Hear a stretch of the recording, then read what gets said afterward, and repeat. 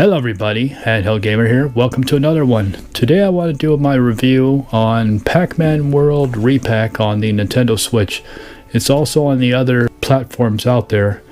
Now this is a game that originally came out on the PlayStation back in 1999, I believe. So I never played it back then, never played any of the Pac-Man World Series games. Now this game is being done developed and produced by the same team in Japan that did the Pac-Man Museum Plus. They did a fantastic job with this game, so definitely if you want to play a bunch of Pac-Man games, have fun with the old style arcade games and things like that. There's quite a few good ones on here. There's 14 total, and that is the Pac-Man Museum Plus. But now today we're going to be looking at the Pac-Man World Re-PAC. So let's sit back and let's check it out.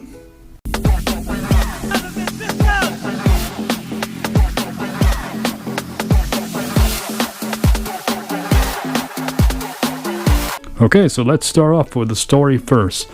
Pac-Man's family and friends are bringing presents to celebrate Pac-Man's 20th birthday.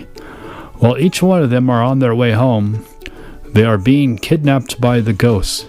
When Pac-Man arrives home, he sees presents scattered around on the ground. Pac-Man notices a leaflet on the ground and others spread out everywhere, so he picks one up, and it says there's a party taking place on Ghost Island, with Pac-Man being the main present. The ghosts on the islands, with all the captured family members, put them in prison cells, and the last one, they pull off the hood in front of Talkman, the evil Pac-Man robot, as a gift. And it turns out they thought they captured Pac-Man, but it was Pac-Mom they captured by mistake. This is where our story begins.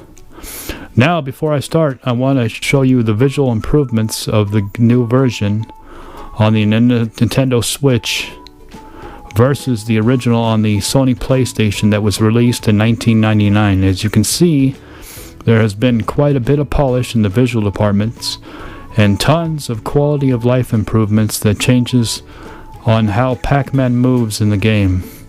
The game HUD has completely been redesigned. It is now always present on the screen compared to how it was, which it used to be on the PlayStation 1, hiding after a period of time. Everything in the game has been redone and more modernized to today's standards.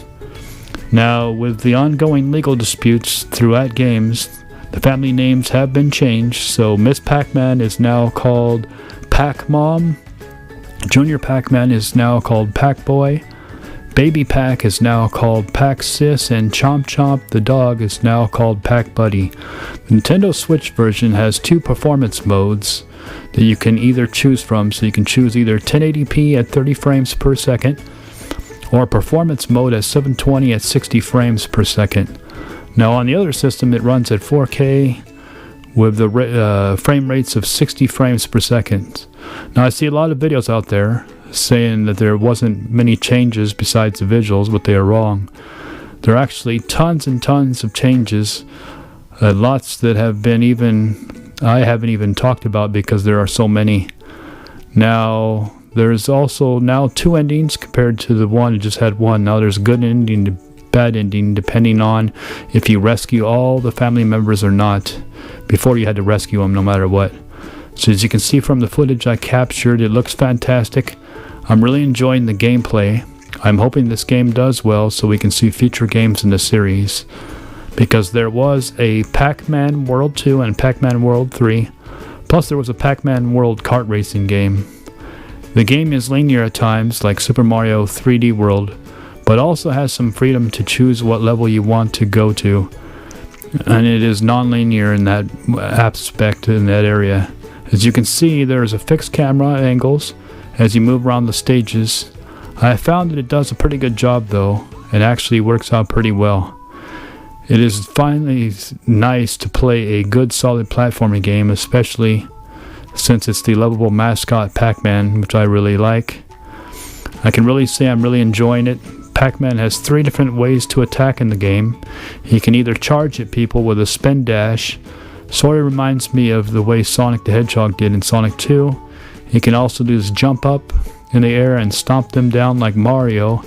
And he also has attack where he can throw the pellets that he's collecting around the stage.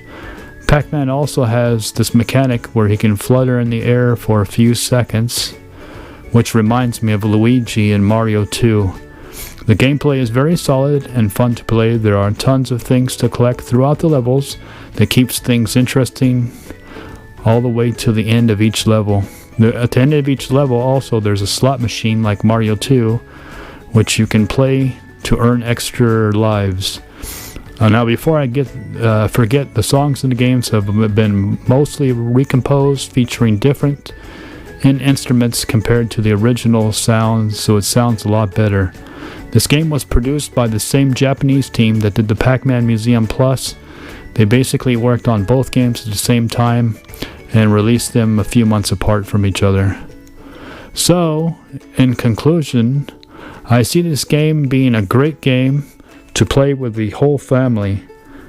I think everybody who loves platform games like me, loves Pac-Man like me, should definitely pick it up, or loves both. The game has tons and tons of quality of life improvements over the original, modernized visuals, a great soundtrack. The game was full of platforming fun and full of charm. I'm definitely glad I picked it up. I will give this game 4 chomps out of 5 for my review. It is a chomping good time.